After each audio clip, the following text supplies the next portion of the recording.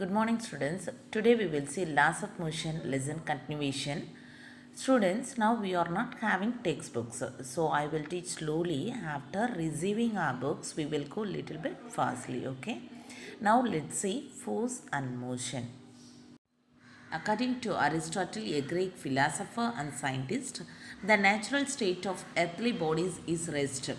He stated that a moving body naturally comes to rest without any external influence of the force. Such motions are termed as natural motion or force independent. So actually Greek philosopher Aristotle என்ன சொல்லியிருக்காருன்னா, so அதாவது ஒரு moving body வந்து பார்த்திங்கன்னா நேச்சுரலாகவே தன்னோட rest பொசிஷனுக்கு வந்துடும். ஸோ எந்த ஒரு எக்ஸ்டர்னல் இன்ஃப்ளூயன்ஸும் இல்லாமல் எந்த ஒரு எக்ஸ்டர்னல் ஃபோர்ஸும் நம்ம கொடுக்காமையே அது மூவிங்கில் இருக்கக்கூடிய ஒரு ஆப்ஜெக்ட் தானாகவே ரெஸ்ட் பொசிஷனுக்கு வந்துடும் அப்படின்னு சொல்கிறாரு. ஸோ இதுதான் வந்து நம்ம என்னென்னு சொல்கிறோம், natural motion or force independent. இது வந்து ஃபோர்ஸை டிபெண்ட் பண்ணி இல்லாததுனால force independent or natural motion அப்படின்னு நம்ம சொல்லலாம். He also proposed that a force, a push or a pull, is needed to make the bodies to move from the natural state rest position and behave contrary to their own natural state called as violent motion or force dependent. So actually ஃபர்தராக இவர் என்ன சொன்னார்னா, ரெஸ்ட்டுங்கிறது ஒரு natural state, சரியா? So இந்த ரெஸ்ட்லேருந்து move பண்ணுறதுக்கு ஒரு force தேவை. ஸோ அதாவது நேச்சுரல் ஸ்டேட்டுக்கு கான்ட்ரரி, தட் மீன்ஸ் ஆப்போசிட்டாக இருக்குது. இந்த நேச்சுரல் ஸ்டேட்டை டிஸ்டர்ப் பண்ணுறதுக்கு நம்ம என்ன பண்ணணும், ஒரு ஃபோர்ஸை கொடுக்கணும். அப்போ தான் அந்த நேச்சுரல் ஸ்டேட்லேருந்து அது என்னவாகும், அதாவது மூவ் ஆகும் அப்படின்னு சொன்னார். அந்த ஃபோர்ஸ், அதாவது இந்த ஃபோர்ஸை தான் நம்ம என்னென்னு சொல்கிறோம், violent motion or force depend. Actually இது வந்து ஃபோர்ஸ் டிபெண்ட்னு ஏன் சொல்கிறோன்னா, பிகாஸ் இங்கே ஃபோர்ஸ் இருந்தால் தான் அந்த இடத்துல என்ன நடக்கும், மூவிங் நடக்கும். இதுக்கு முன்னாடி நேச்சுரல் ஸ்டேட்டில் நம்ம பார்த்தோம் ஃபோர்ஸ் இண்டிபெண்ட். அங்கே வந்து நம்ம ஃபோர்ஸே கொடுக்க வேண்டிய அவசியமே இல்லை, தானாகவே மூவிங்கில் இருக்கக்கூடிய ஒரு பாடி ரெஸ்ட் பொசிஷனுக்கு வந்துடும். ஸோ அதனால் அங்கே நம்ம ஃபோர்ஸ் எதுவும் அப்ளை பண்ணலை. So force independent. பட் இந்த வயலண்ட் மோஷனில் நம்ம என்ன பண்ணுறோம், ஃபோர்ஸ் அப்ளை பண்ணுறோம். So it is called force depend. See, further he said, when two different mass bodies are dropped from a height, the heavier body falls faster than the lighter one. So ஒரு heavier பாடி எடுத்துக்கிறோம், சரியா? So அதே போல் ஒரு lighter பாடி எடுத்துக்கிறோம். So என்ன சொன்னார் அப்படின்னா, so heavier பாடி வந்து ரீச் ஃபாஸ்ட்லி, அதாவது லேண்ட் லெவல் கிரவுண்ட் லெவலில் வந்து சீக்கிரமாக ரீச் ஆகிடும். இந்த லைட்டர் பாடி வந்து ரீச்ட் ஸ்லோலி அப்படின்னு சொன்னார். But it is not true. In later experiment we are proved it. Okay, see, Galileo proposed the following concepts: force, motion and inertia of bodies. So Galileo என்ன பண்ணியிருக்காருன்னா, இதுக்கு முன்னாடி நம்ம அரிஸ்டாட்டில் பற்றி பார்த்தோம். இப்போ கலீலியோ என்ன சொல்லியிருக்காருன்னா, அவருமே வந்து ஃபோர்ஸ், மோஷன், இனர்ஷியா ஆஃப் பாடிஸை பற்றி எக்ஸ்பிளைன் பண்ணியிருக்காரு. ஸோ நம்மளுக்கு ஒரு புக்கில் வந்து ஒரு 4 பாயிண்ட்ஸ் கொடுத்துருக்காங்க. The natural state of all earthly bodies is either the state of rest or the state of uniform motion. So Aristotle என்ன சொன்னாருன்னா, ஸ்டேட் ஆஃப் ரெஸ்ட் தான் நேச்சுரல் ஸ்டேட் அப்படின்னு சொன்னார். எல்லா எர்த்லேயும் ஆப்ஜெக்ட்டுக்கும் ஒரு நேச்சுரல் ஸ்டேட் இருக்கும், அது வந்து ஸ்டேட் ஆஃப் ரெஸ்ட் அப்படின்னு சொல்லலாம் அப்படின்னாரு. ஸோ பட் கலீலியோ என்ன சொல்லியிருக்காருன்னா, எல்லா நேச்சுரல் ஸ்டேட் அப்படிங்கிறது state of rest or state of uniform motion அப்படின்னு சொல்கிறாரு. ஸோ அப்போ ஒரு யூனிஃபார்ம் மோஷனில் இருக்கக்கூடிய ஆப்ஜெக்டும் நேச்சுரல் ஸ்டேட் தான் அப்படின்னு இவர் சொல்கிறாரு Galileo. See, second point, a body in motion will continue to be in the same state, the motion of as long as no external force is applied. அதே போல் ஒரு எக்ஸ்டர்னல் ஃபோர்ஸ் செயல்படாத வரைக்கும் மூவிங்கில் இருக்கக்கூடிய ஒரு ஆப்ஜெக்ட் அந்த ஸ்டேட்லேயே தான் இருக்கும், அதனோட ஸ்டேட்டை விட்டு மாறாது அப்படின்னு சொல்லியிருக்காரு. See, third point, when a force is applied on bodies, they resist any change in their state. This property of bodies is called inertia. So important topic, inertia, we will see later. So ஒரு object மேலே force apply பண்ணும்போது அந்த object தன்னுடைய சேஞ்சஸை மாறும் பொழுது resist பண்ணும். சரியா, மாறாமல் இருக்கிறதுக்கு ரெசிஸ்ட் பண்ணும். இப்போ ஃபார் எக்ஸாம்பிள் ரெஸ்ட்டில் ஒரு ஆப்ஜெக்ட் இருக்குது. சரியா, மூவிங்கில் இல்லை, ரெஸ்ட்டில் இருக்கக்கூடிய ஒரு ஆப்ஜெக்ட், அதை வந்து நம்ம என்ன பண்ணுறோம், மூவ் பண்ணுறதுக்கு ஒரு ஃபோர்ஸ் கொடுக்குறோம். அப்போ அது தன்னோட ரெஸ்ட் பொசிஷன்லேருந்து மோஷனுக்கு மாறுறதுக்கு, மாறாமல் இருக்கிறதுக்கு, சரியா, போகாமல் இருக்கிறதுக்கு, ரெஸ்ட்லேயே இருக்கணும் அப்படின்னு நினைக்குது. சரியா, ஸோ அப்படி மாறாமல் இருக்கிறதுக்கு அந்த இடத்துல ஒரு ரெசிஸ்ட், அதாவது தடையை உருவாக்கும். இதை தான் நம்ம என்னன்னு சொல்கிறோம், இனர்ஷியா. அதே போல் மூவிங்கில் இருக்கக்கூடிய ஒரு ஆப்ஜெக்டை ரெஸ்ட்டில் கொண்டு வரணும்.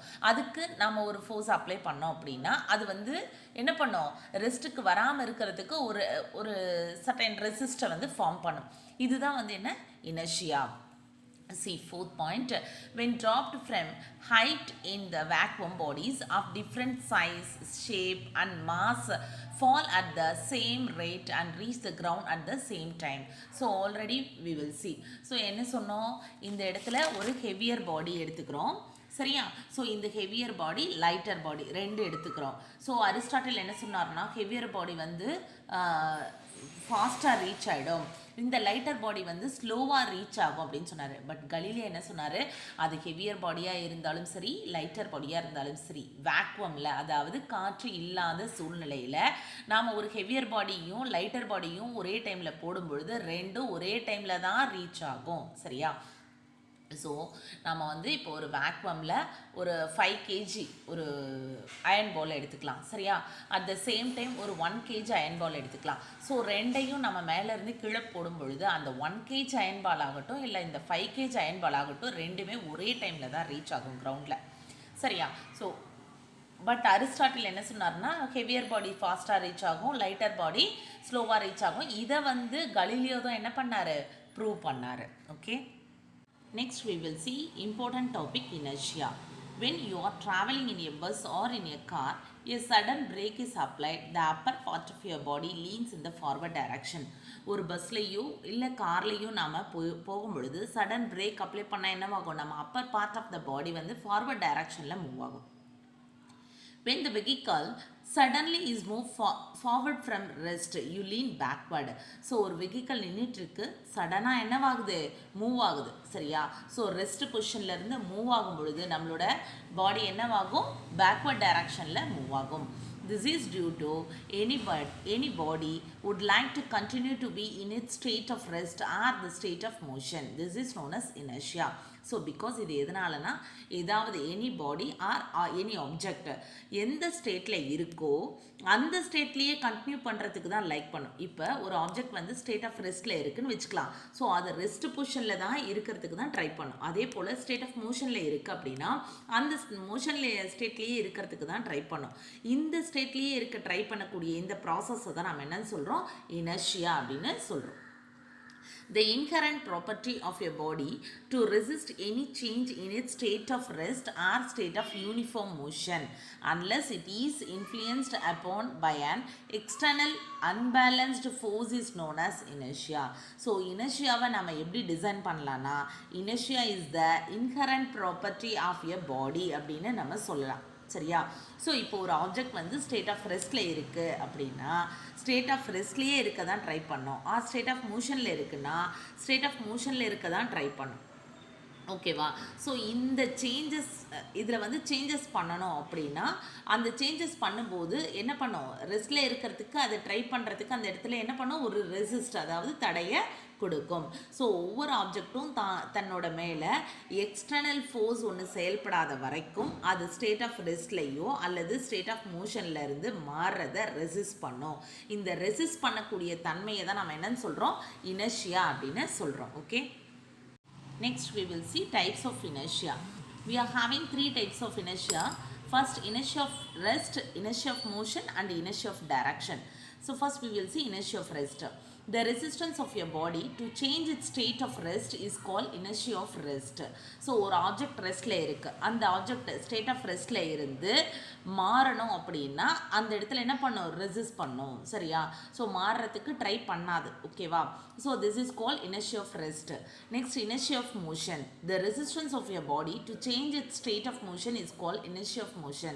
ஸோ ஸ்டேட் ஆஃப் மோஷனில் இருந்து ஒரு ஸ்டேட் ஆஃப் மோஷனில் இருக்கக்கூடிய ஒரு ஆப்ஜெக்ட் அதனோட ஸ்டேட்லேருந்து மாறணும்னா ஒரு ரெசிஸ்ட் பண்ணும். So this is call inertia of motion. Next, inertia of direction. The resistance of your body to change its direction of motion is called inertia of direction. மூவிங்கில் இருக்கக்கூடிய ஒரு object அதனோட மூவிங் டைரக்ஷன்லேருந்து மாறாது.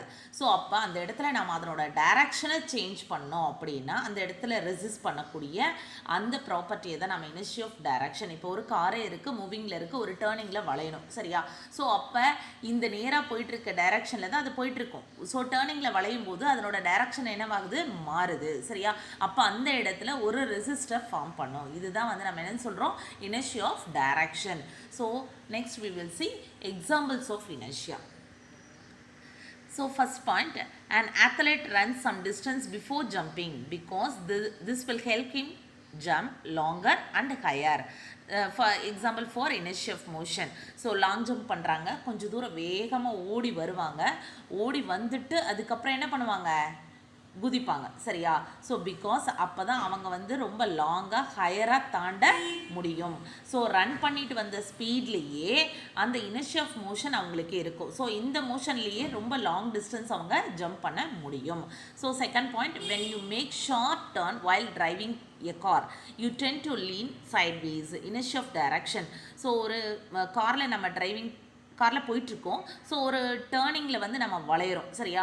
வளையும் பொழுது நம்மளோட பாடி என்னவாகும், சைட்வேஸில் டைரக்ஷன் மாறும் பொழுது நம்மளோட பாடி என்னவாகும், மூவ் ஆகும், சரியா? இதுதான் வந்து inertia ஆஃப் டைரக்ஷன்.